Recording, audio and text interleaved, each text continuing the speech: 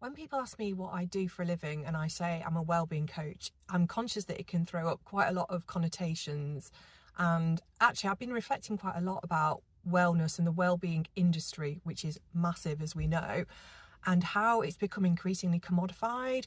There's so many more products on the market now. And although in and of itself, the intention behind it might be fairly sound in terms of looking after our health, I feel like the whole consumerism around it has created this massive striving thing, which actually is quite ironic because it's the opposite of well-being in that it can create scarcity, it can create lack and loss, because we've become obsessed and preoccupied with metrics and measuring, like how far have I run today on Strava, how many supplements am I taking the right supplements, will they clash with each other, am I getting the right sleep, am I measuring my sleep in my wearable tech?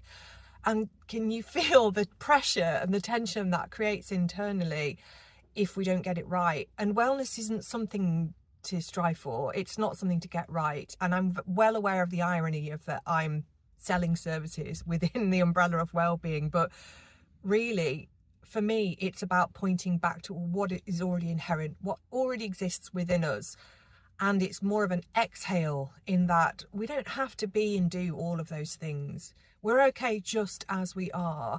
There might be ways to look at this. There might be perception shifts that might help us to see that who we are already is already good enough, that we have this inherent potential within us that doesn't need to be bought or consumed from outside of us.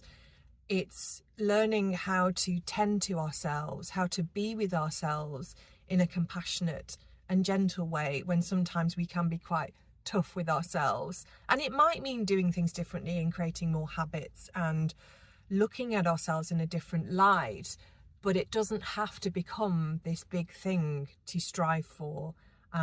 So yeah, I'm sitting with all that, the complexity around that word in itself, and just trying to kind of reconcile that myself. So yes, I'll leave you with that one today. Have a good one.